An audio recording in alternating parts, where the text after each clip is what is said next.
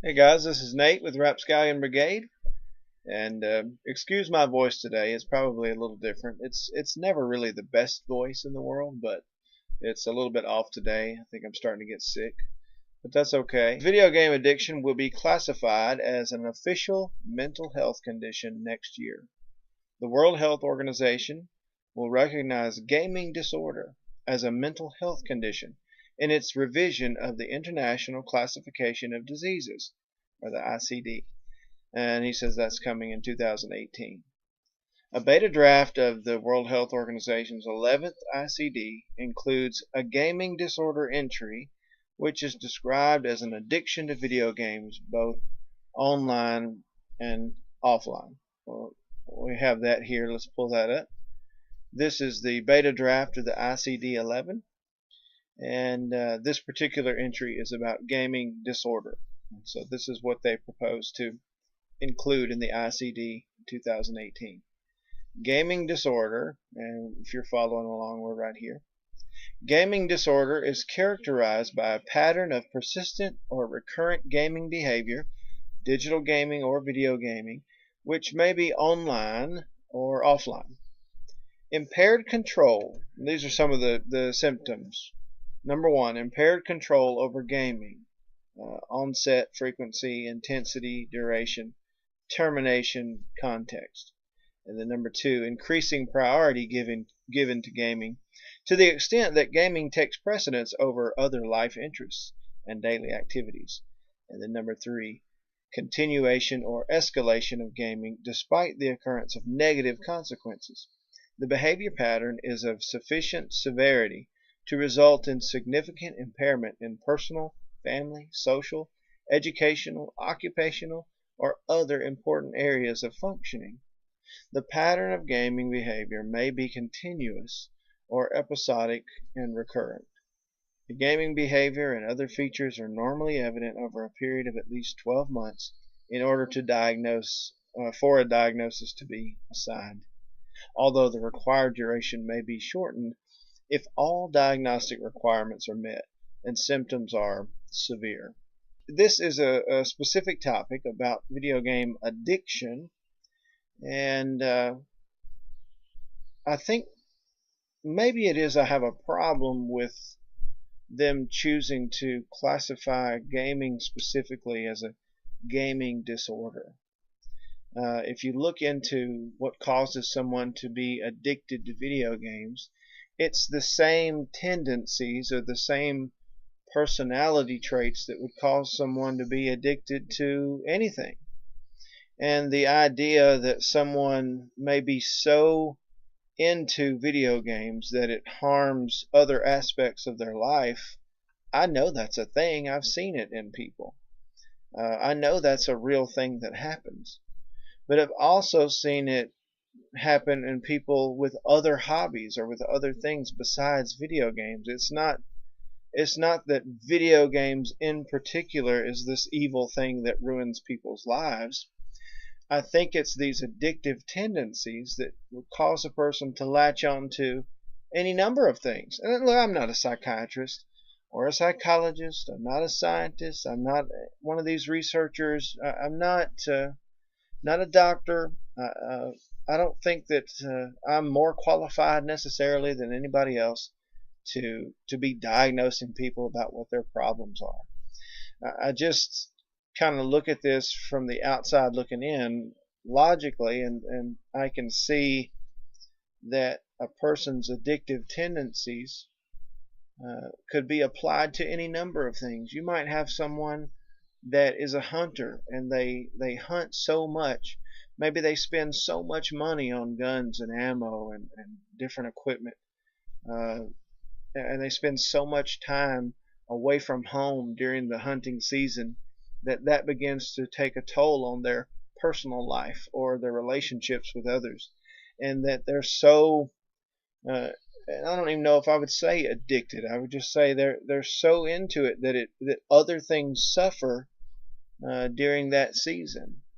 And that's what we're talking about here when we talk about a video game addiction.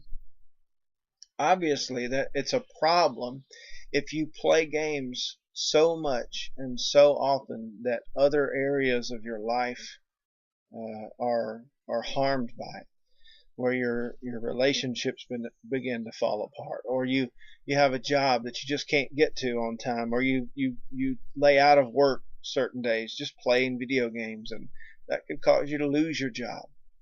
And maybe you're in school, whether you're talking about high school or college, and you got schoolwork that you need to be doing, but instead of doing that, you play video games from the time you get out of school to the time you go to sleep, and then you didn't do the things you needed to do for school. That's a problem. But all I'm saying is that there are other things besides video games that can cause these same problems. And you have people who aren't gamers. They're not really even big techies necessarily, but they can't put their phone down, and somehow that's socially acceptable. But picking up a controller is a problem. Now, we're not excusing these people who literally are addicted to video games. I'm just saying the addictive tendencies, that is another problem in itself, and it can be applied to many different things besides just gaming. My question is, what's the purpose of specifying gaming addiction as opposed to acknowledging that addictive behaviors or addictive personalities are a thing, and it can be applied to many different things. Sometimes I don't like the stigma that people want to put on video games when it's the fault of the person, or not even the fault of the person. If they have these problems literally and can't control that, that's a problem that needs to be dealt with. But it has nothing necessarily to do with video games. That just happens to be their chosen thing that they latched onto and became addicted to. So she says, but can a game truly become an addiction? Absolutely. Young tells WebMD. It's a clinical impulse control disorder. There you go. That clinical impulse control disorder could be applied to any number of things besides just gaming. An addiction in the same sense as compulsive gambling. Okay, that's the same thing that's happening. There's something going on in your brain that you get that shot of dopamine, or you get that satisfaction from doing that, and it causes you to want to go back and do it again and over and over and over, even to the point of letting other things go, or letting things go undone, or letting relationships fall to the wayside, because you're so into whatever this particular thing is that you're addicted to. And it's not just video games. While most people associate addiction with substances such as drugs or alcohol, doctors recognize addictive behaviors as well. In a WebMD feature in the definition of addiction, psychiatrist Michael Brody set forth the following criteria. The person needs more and more of a substance or behavior to keep him going. If the person does not get more of the substance or behavior, he becomes irritable and miserable. And Young says compulsive gaming meets these criteria. And she has seen severe withdrawal symptoms in gaming or game addicts. They become angry, violent, or depressed if their parent takes away the computer, or the child sits in the corner and cries, refuses to eat, sleep, or do anything. And that's a problem. But you have people who have these reactions to any number of things when you take them away. Like I said, I've seen people have this type of reaction when you take their phone away from them. And we're talking about adults. We're not even talking about children. And a person that loses their phone, or a person that maybe their phone breaks and they have to go a day or two without their cell phone, and you can literally see the anxiety building up in them because they don't have access to all of their apps, or all of their social media, their normal day, which is filled with online interactions with people, more so than even interacting with people in person. And then when something goes wrong with their phone, whether it's lost or broken, and they have to live their day in their own life interacting with people face to face, you can see how they're anxious about it. He says, whereas the harm, too much gaming, may seem relatively harmless compared with the dangers of a drug overdose, but Baker says video game addiction can ruin lives. And this is true. It's true that if you're addicted to video games, that can ruin your life. But it's also true of other things as well. If you're addicted to other things, that can ruin your life as well. Being completely addicted to anything can ruin your life. It's not just video games. He says in older addicts, compulsive gaming can jeopardize jobs and relationships, and that's true. That happens. But again, that could be caused by an addiction to anything.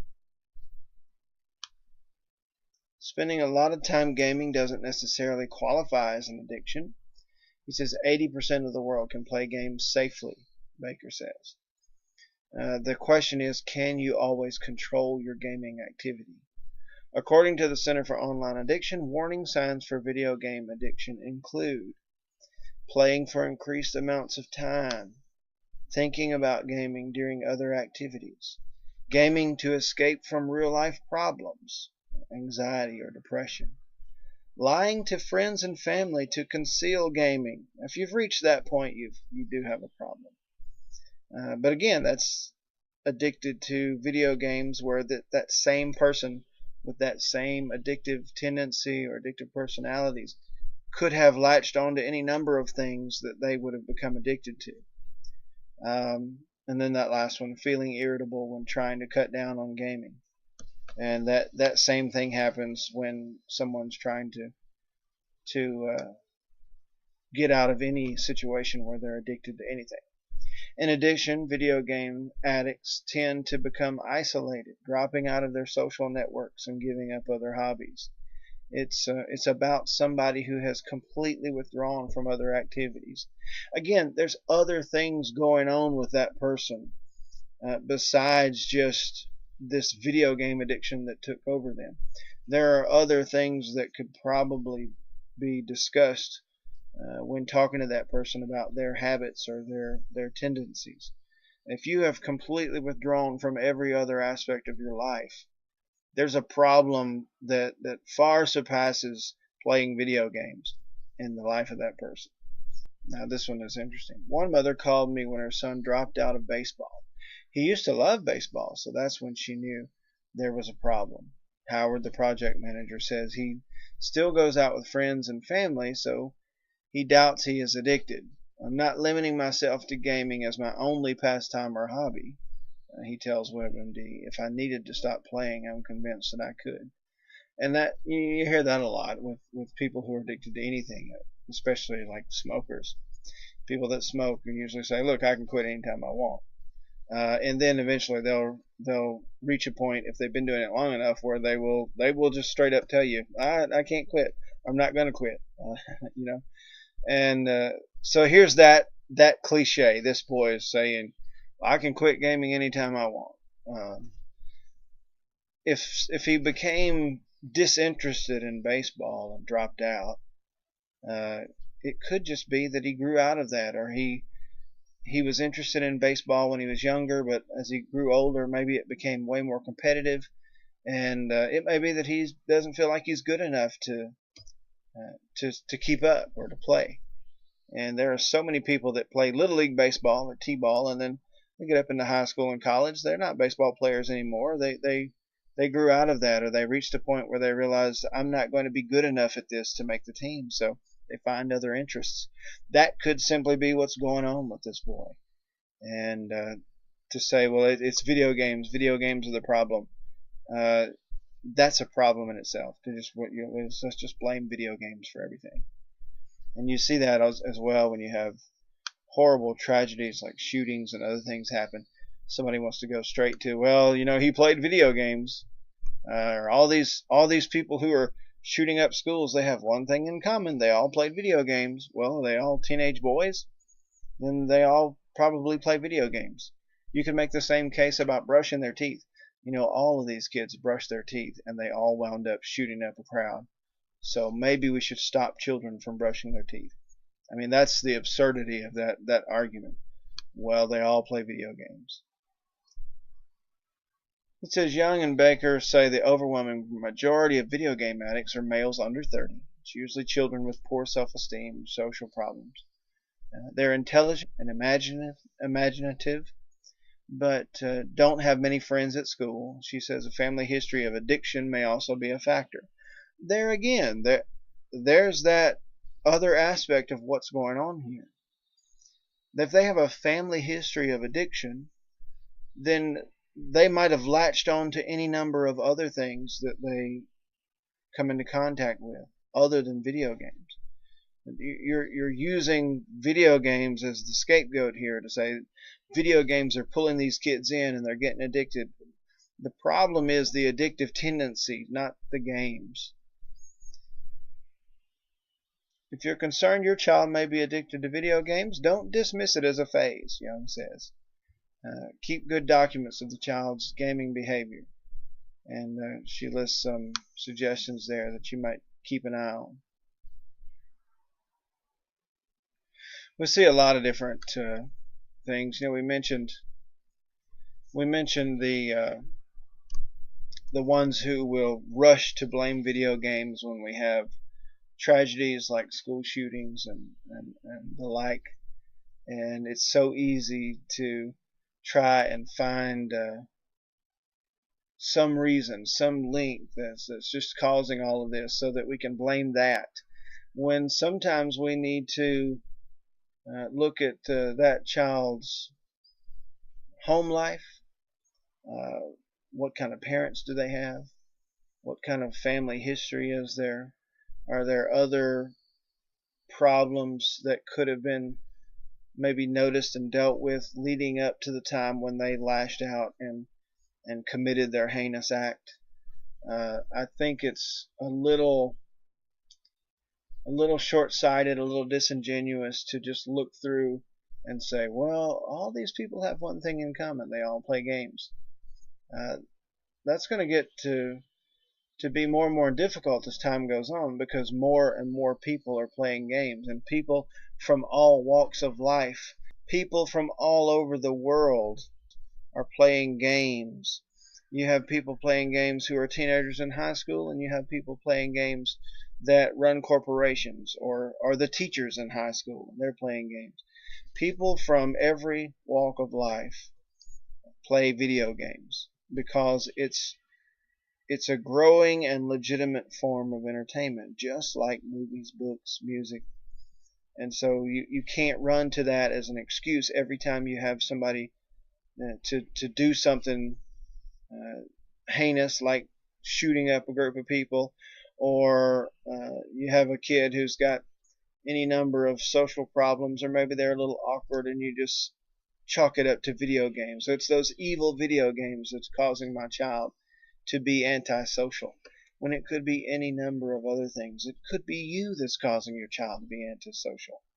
And these are things we need to try and work to help our children, and to help them be productive members of society. And when you rush to just blame whatever their hobby happens to be for all of their problems, you're passing up the opportunity to maybe truly help them. Thank you so much for taking the time to watch this video. We hope to bring you more videos very soon.